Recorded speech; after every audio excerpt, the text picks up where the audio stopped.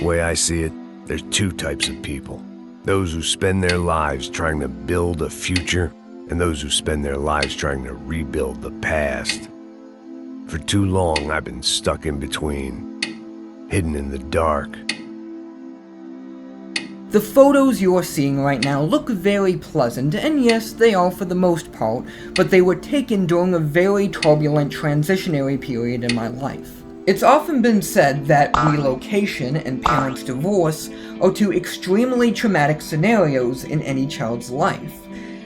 But even just one of those can be traumatic enough on its own. Now, imagine the amount of trauma that can come from all of these together. You grow up with high-functioning autism and anger management issues, then you and your family relocate, and then your parents separate, and then you're sent off to an abusive boarding school for a year and a half, then you have zero friends throughout all of high school until the one that you meet in senior year, and then that one friend no longer has any time for you after graduation, and then, as you're working hard to transition into college, your parents put all of the pressure on you for being lazy and closed-minded. Well, that's essentially been my life for the past decade. So because I just haven't had enough emotional support from friends or even family for that matter, a lot of the emotional support and understanding that I've gotten in recent years come from fictional sources like movies and video games. What am I gonna do now? Be grateful that for the first time, you see your life clearly. Sure. Perhaps you could help somebody. Helping makes you really happy.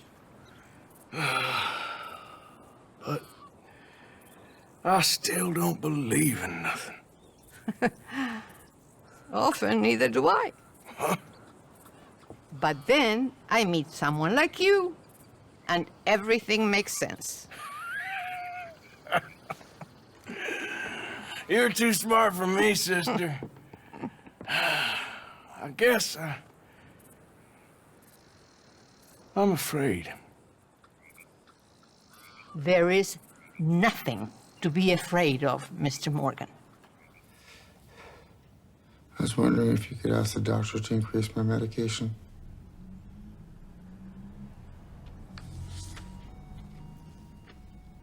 Arthur, you're on 7 different medications. Surely they must be doing something. I just don't want to feel so bad anymore. As my eldest sister told me over the phone, college should be this transformative, empowering experience that you deserve every ounce of support in getting into. But even then, in the weeks leading up to move-in day, my parents would get into several vigorous fights with me and even rambled on to my therapist of how I wouldn't get off my ass and wouldn't get my life together and wouldn't listen to anything that they suggested, even though at the same time they already admitted that I had worked with them every step of the way in getting into the college that I genuinely wanted to get into. But inexplicably, during this very rough transitionary period, I dusted off a game that I hadn't played since I was 12. But looking on it with fresh eyes, I felt inspired by and emotionally connected to it in a way that I never thought I would. And which game was this? Well, it was the finale to Rockstar Games' third-person shooter franchise, Max Payne 3.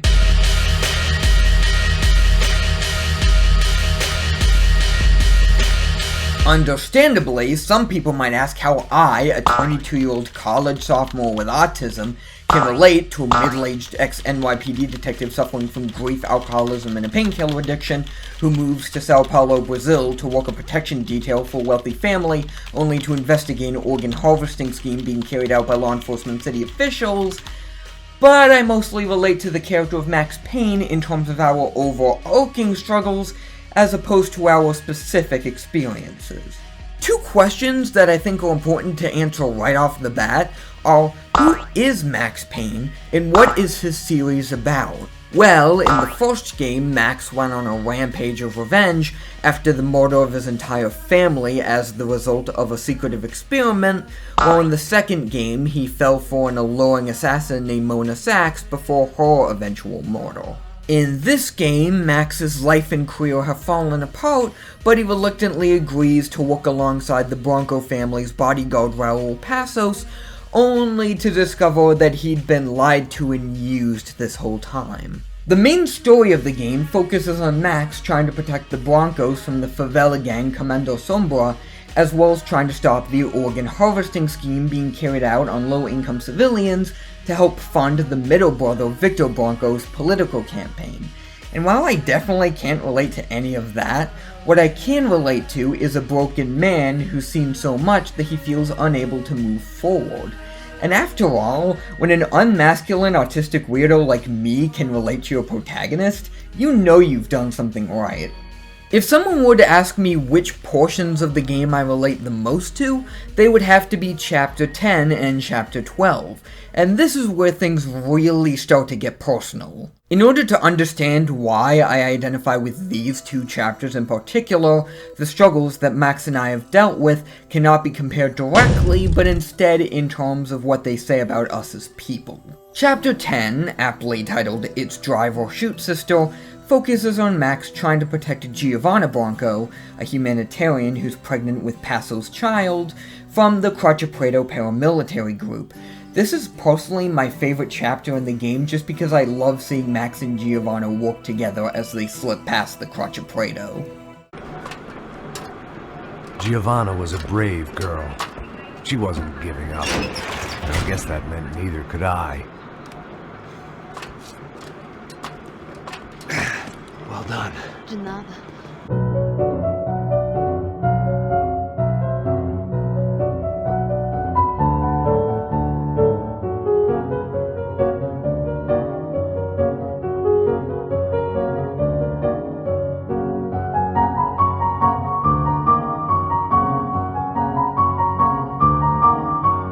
In the end, Max manages to get Giovanna to Passos in one piece, but Passos inexplicably just leaves without him.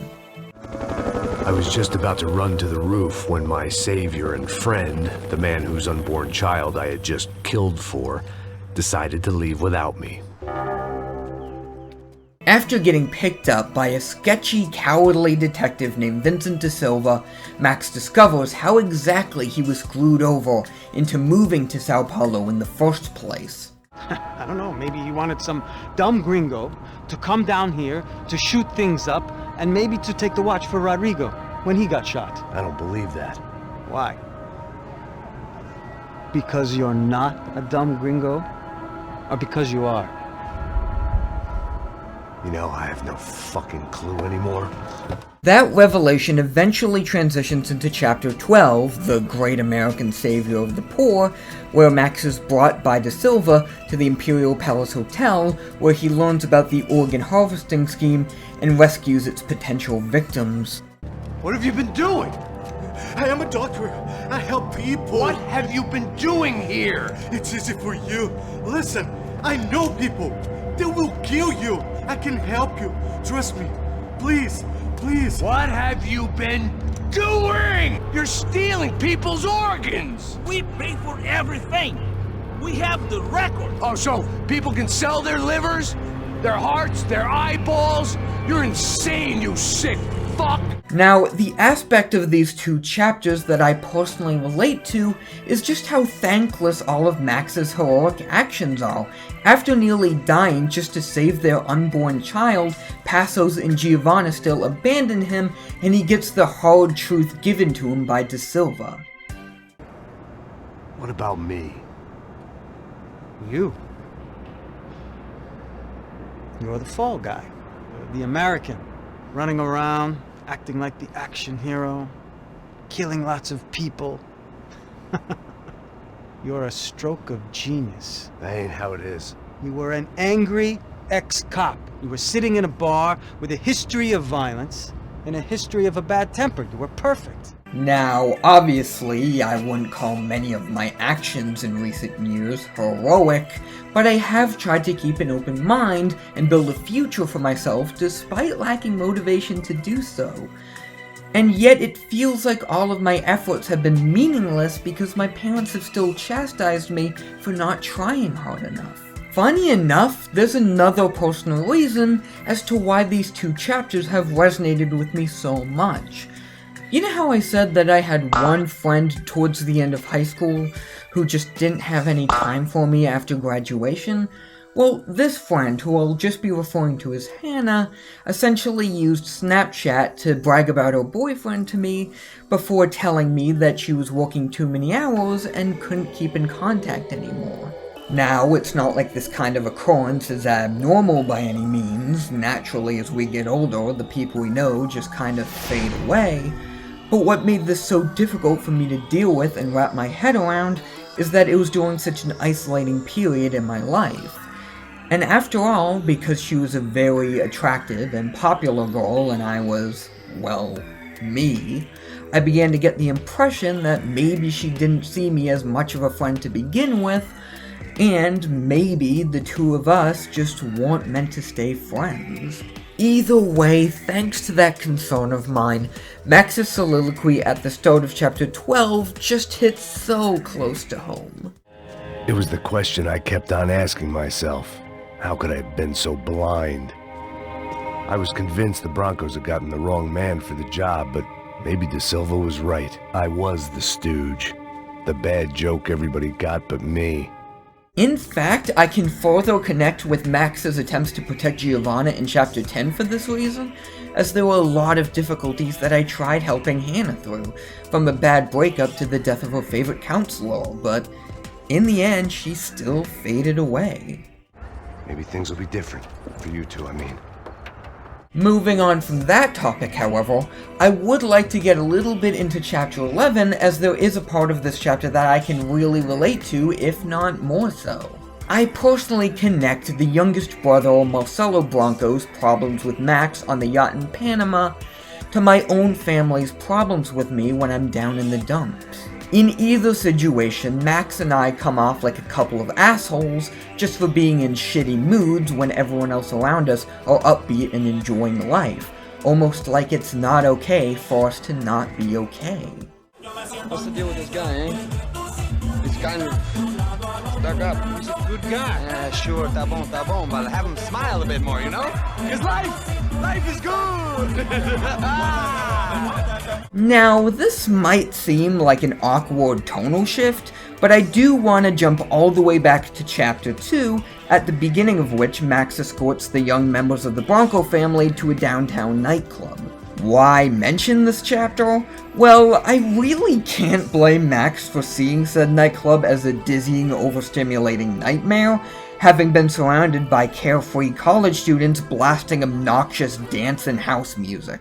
This kind of place made me want to puke. I needed a real drink to deal with the electronic music and the robotic people. After all, it's especially hard to be someone like me in this crowd, considering I don't think or talk like any other college students I know. Plus, I listen to bands like, I don't know, Pinback, Talking Heads, not Cardi B or The Weeknd. Not to mention the fact that Max just standing there awkwardly in the corner of the elevator at the beginning, feeling unable to speak up, is just the most relatable thing. It's a real chill place to hang, you know? Do a little business, have some fun. I need it too. I've been working far too hard. Like a whore during Fleechy Weeky, as my roommate used to say. You like that, Max? That's pretty funny. As a matter of fact, in line with both Red Dead Redemption games, the amount of quotable lines in this game that I'm able to relate to my own experiences is quite impressive. Maybe I had lost my self-respect, but it's back. I'm excited. Really. It's my new life, just like you said. Things had a habit of only making sense to me, looking back long after I'd run out of time to fix them. I'd been sitting at the bar for 3 hours, or about 5 years, depending on how you looked at things. I tried not to look at things. I tried not to think about when it was that my existence became less about the things that make up people's lives, and more about the holes that losing those things leave behind. I ain't slipping, man. I'm slipped. I'm a bad joke. Max, you think a pile of shit feels popular because it's surrounded by flies? I've been given enough chances to make this right, and again I'd blown it. Perhaps this was my punishment from the fates. Keep reliving the same mistakes for all eternity. Another dark, rainy night. Another police station. Another futile crusade for amends. Time moves forward, and nothing changes. Rodrigo, Giovanna, Passos, everyone who'd meant anything was gone. Like so many times before, I'd found myself alone, locked on a course of destruction. It was at my worst when I was at my best. Now, the latter half of this video is going to be relatively lighthearted and is going to focus on Max Payne 3 as an overall gaming experience. I'm going to start off this segment by saying that I'm really not the biggest fan of the first two games. I can definitely appreciate the creativity behind them, but Max is just such a wet blanket in them, and the narration is so overly artsy and pretentious, especially in the second game. It's an armed robbery. Tunnel job straight through Roscoe Bank vault from the old station. This is white. This is Lupino's gate? This is Lupino's doing? Lupino's men? Really? You sure let him take a place? Get me through? No, it's locked. We gotta get out of here. If it's Lupino, it's... Alex? Alex! There was nothing I could do. He was dead. I could tell by the empty, accusing stare of his eyes. Michelle was working part-time in the district attorney's office. Her diary was open on today's entry, her handwriting all pretty curves. An army dossier found its way to my desk yesterday. Valhalla? Isn't that a Norse myth?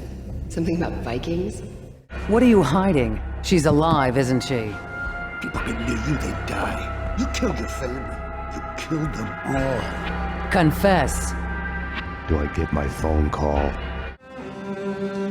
Now, like all my loves, she is mine forever.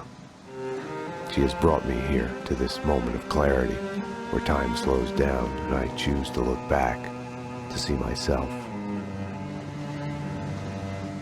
And in that act of seeing, I am reborn. I honestly have no idea what he was saying in that last clip. I'm sure that plenty of people have complained about the new location of Sao Paulo instead of New York, and of the lack of a graphic novel cutscene layout, but overall, Max Payne 3 is just a really solid action story that features what may very well be the coolest thing I've ever seen in fiction. At the end of Chapter 3, Max pulls the most unimaginably badass stunt possible. In one move, Max pulls all of this off. He vaults over a railing, slides down the roof of the stadium tower, crashes through the light fixtures, swings from a metal bar through the window below him, kicks the sniper through that window, and shoots him while lying down.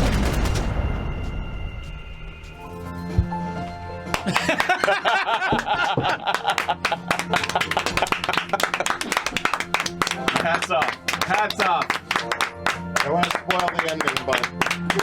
But it's not like I have a dumb teenager mindset about the game. So much of it actually has this slow, harsh, dreary atmosphere that feels like it's straight out of an A24 horror film. In fact, that's especially helped by the techno-alternative band Health's unique soundtrack.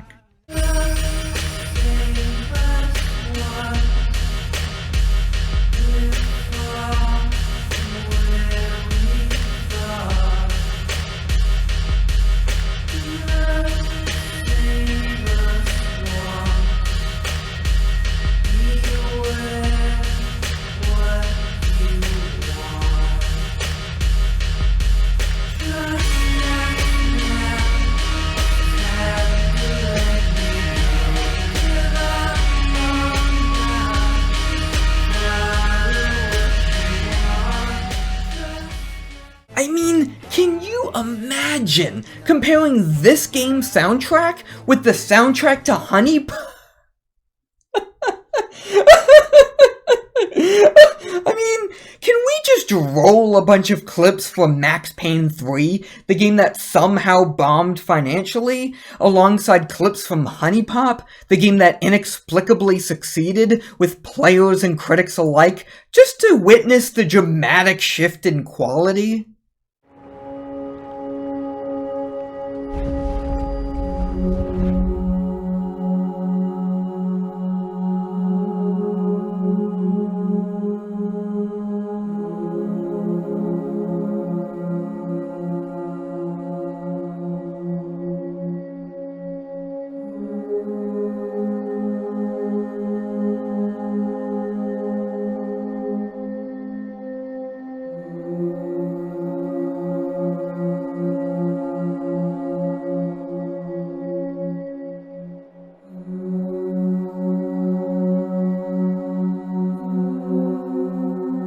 I said, let's go talk to some broads.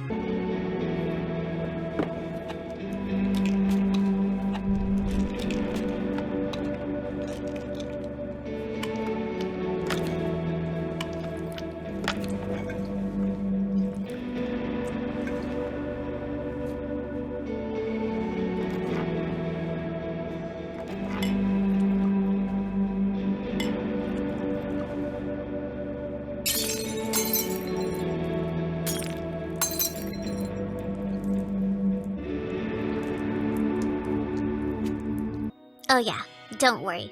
They can't see or hear me. I'm just a figment of your imagination. Plot twist! Nah, I'm crazy real. I owe you everything. No, you don't.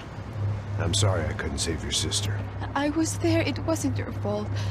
I was paid to protect her and I didn't. She married into a sick family. Maybe.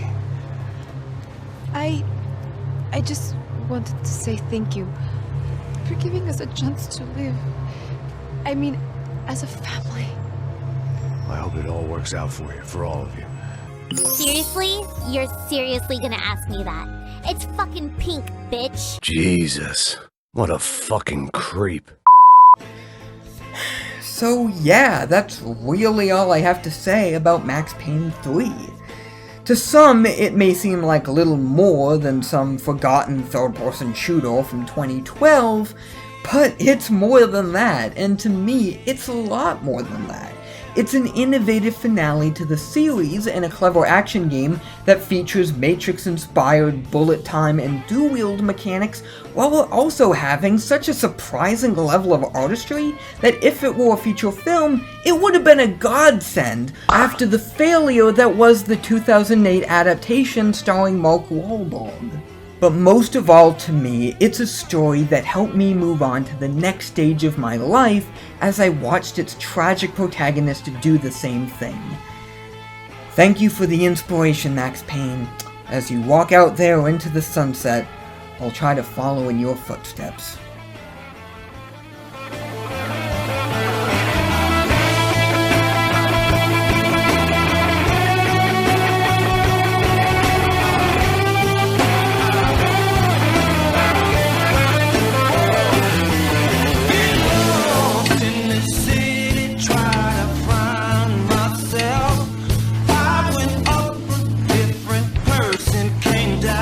Somebody